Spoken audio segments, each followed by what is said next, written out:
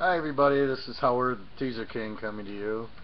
Just to recap my overview of what's happening, and then I'm going to give you a big teaser on another video, I think.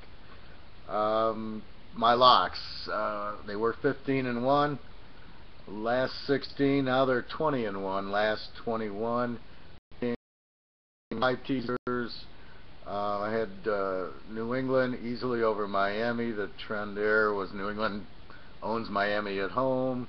Had Memphis and Western Kentucky, and then had the under in the St. Louis 49er game, and then Carolina. The trends were there. I mean, I needed the teaser. You know, people say, do you need the teaser? Do you need the 6 points? Didn't in the New England game, but certainly did in the Carolina game, and certainly did in the Western Kentucky and Memphis game. Memphis was down 13-0 to Tulane. I couldn't believe it. And then they came on and won 41-13 by 28, laying 30-31. Rainy night. But that's what happens. You play the teaser, and you know, sometimes you lose with it, but a lot of times that 6 points really comes into play. And here I would have lost 3 games that I not only liked but loved and locked. Instead, I hit all 3 of them, hitting 5 locks. Now I locked I had 3 lock plays, but I had New England and 2 teasers. One of them a lock with Carolina. I had Carolina and 2 other teasers besides the lock with New England. And I had Carolina in another lock with the St. Louis under, and then I had Memphis in 2 teasers, one with the lock with Western Kentucky, and then I had Western Kentucky in another teaser. So you can see by picking these 5 teams and locking them and placing them in multiple teasers, yeah, I hit 5 games, but I probably won 8 or 9 teasers with the 5 and for more money. So that's basically the key to it. So up to 20-1 in my locks, just unbelievable. I'm really seeing it though, and I'm trying to be very smart about it. I'm trying to get mismatches.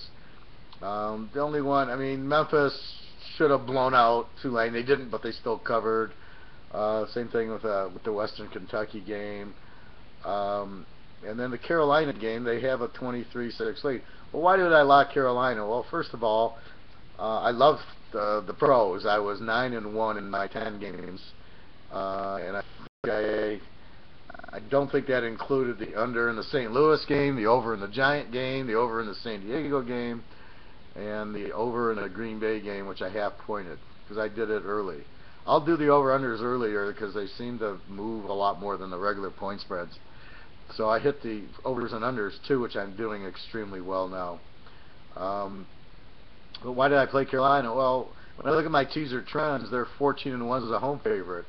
Indy's a weak road dog. The rainy night, I don't know who. You know, it's funny. You think it's a rainy night hurts the offense. It doesn't. It hurts the defense. There's a huge advantage to the offense. They know where they're going, and the defender doesn't, and he's going to slip down. So the rain actually helps an offensive team. I remember a few weeks ago Baylor was playing in a rainstorm. They were up 35-0 in the first quarter or just into the second quarter. So no, the rain actually helps the offense because they know where they're going and the defense will slip. The quarterback should be able to throw the ball. His hands are big enough. He's 6'2", 6'3", 6'5". His hands are certainly big enough to go over the ball and whip it. So I've never seen where a quarterback can't throw because it's raining out. Maybe wind, but not rain. It just makes the ball a little heavier. But the way these guys can throw, it really doesn't matter. Again, I'm adjusting a few weak teams and strong teams, and I've come up with my play and play against. So the plays are teams that are like 7-0, 6-1 this year against the number in a teaser, and the play against are teams that are 6-0, 6-1, 7-0 against.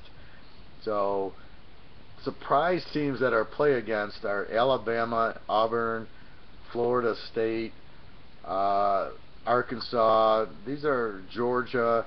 I mean, these are real strong teams, but you play against them. Now, the normal teams you want to play against, you would think, are Kansas and UCF's terrible this year. North Texas, New Mexico State's the worst team. Hawaii, San Jose State. So those teams, you're actually betting against the weak teams. The Alabamas and the Auburns. Auburn's just terrible this year because of their quarterback. Alabama is just overrated. And again, I keep repeating this till I'm blue in the face. Everybody looks at, oh, that spread seems strange. That spread, Vegas knows something. Bullshit. The spread is the spread that makes the betting even. So because there's so many more Alabama people, or everybody loves Alabama, their spreads are always over. They played Tennessee laying 15 points. That was a joke. Why would you think Alabama could beat Tennessee by 15? They don't have a quarterback. They have a good defense and good running. So does Tennessee. What in God's name could you be looking at to think they're going to put up a 30 or a 35 on Tennessee? It's not going to happen. So again, Alabama gets overspread, and they go. Now what happens is earlier they were playing Georgia as a dog. Now that's a totally different story. That was a lock for me. Alabama's a dog to Georgia. But people remember that game and they go, oh, that's what happens. And that's what I find mostly is people remember the last week. They don't look at the whole story. One of the methods I use to analyze, I'll give you Bowling Green, Ohio tomorrow. I looked at Ohio against Western Michigan, who's a good passing team. I think I looked at them against another good passing team, but I can't remember exactly. I know I looked at the Western, and Western beat them like 41-10. So I'm trying to match up like teams and see how the team does against them. So if Ohio got killed by Western Michigan, consequently they don't defend it well. It's a bad matchup for them. So consequently, Bowling Green should crush Ohio. Now they're laying 21. So you tease them down to 14 or 15 and say win by 20 boys at home. And so all you're judging it is by Ohio's a weak offensive team. Maybe they're a good defensive team, but against the passing team like Western, they couldn't do anything.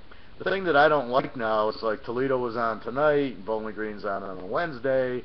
They're all off their schedule. I just find I really don't like that. The Thursday I can live with them. Now you're adding Tuesday and Wednesday. From what I can see, the MAC's going to be on the next 2 Tuesdays and Wednesdays.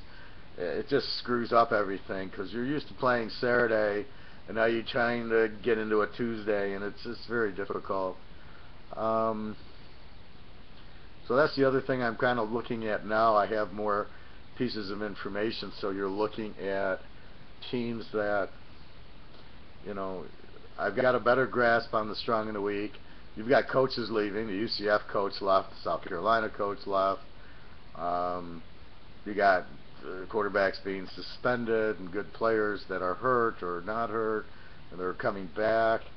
I think this whole thing is a joke with this, like they're talking about the playoff, and these guys are so stupid. Alabama and LSU are in the top 4. Well, how did that happen?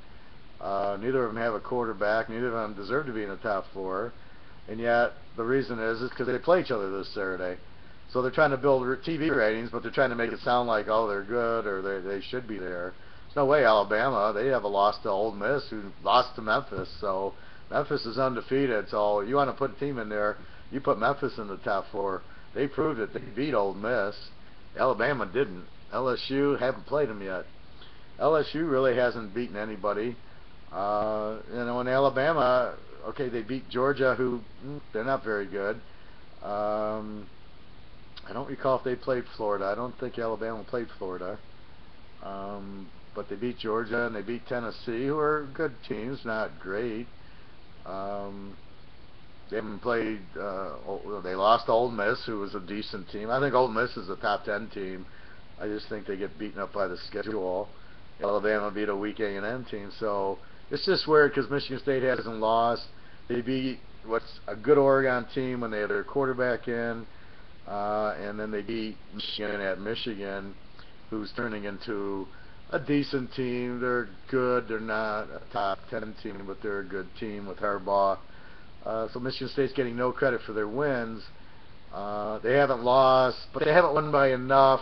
But Alabama lost, so let's put Alabama ahead of them. It's so screwy. You need a 16-team playoff. Let's get real. I mean, the NFL has a 12-team playoff for 32 teams. So if you prorate that, you got 130 teams in college. So 16, you probably need a 32-team playoff. But let's get real. So you probably need a 16-team playoff to really get a true champion. This 4-team is just so stupid. It's beyond words. Anyway, this week is so strong in college. It's not that strong in the pros. It's really weird matchups. But college, I got about 20 games. Not a whole lot of over-unders, but a lot of good games. Also, one thing I'm hearing, like Temple, I had them to beat Notre Dame. They should have won. But with that said, they're going to be flat. They're going to have a letdown. No, because what's happening now, the dynamic is you're trying to win your conference championship. So therefore, Temple is undefeated in conference. Okay, they lost to Notre Dame. That's their only loss. They did beat Penn State and Cincinnati. So Temple still wants to win their conference. So why would they let down against SMU because they lost to Notre Dame when their goal is to win their conference? So I don't see them letting down at all. I see them being mad because they lost. It seems like what their coach says, and it seems like they're a very strong team that'll do that.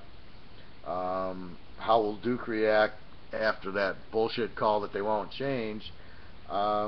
This is a big rivalry game, Duke and North Carolina, so I look at Duke to bounce back and play a strong game because I think they're just a very talented team. You got some very good games. Notre Dame, Pitt. I like Notre Dame there. Oregon, I think, is way under spread against Cal. I mean, Cal got killed by USC and UCLA. They were good in some early games, but they're showing they're not that good, and they certainly don't score as much as I thought with that quarterback. He makes a lot of bad decisions, so he's not that good, and I love how everybody wants to make him the best quarterback. Best quarterback's kid on Memphis, kid on Bowling Green's right up there, the kid at Baylor, kid at TCU. These are the guys that make good plays and don't turn the ball over. So that's what I look at. Anyway, everything's starting to fall into shape. I have 1, 2, 3, 4. I have 5 locks going this weekend. Very, very strong locks based on the matchups. I would highly recommend it, and especially since I'm 20-1 and on fire in my locks, I'm trying to be consistent and play the mismatch. I'm trying to play strong against weak. I've done that in 3 of them. The other one's an over-under, which seems like it should definitely go over the number. And I'm always a little bit leery with the over-unders, but I think in this case the lock over-under seems good. And then I have one pro that's also an over-under that I'm going with. Pros are very hard this week. Probably the key one in New England is laying 14, and it's hard to lay 8 and 9 in the pros. You can do it, but it's just hard to do. So I just advise be careful. Although Washington is very weak and New England's on a roll, but it just seems like the teams that are laying 14, 20 points in the pros seem to win by 6 or 7.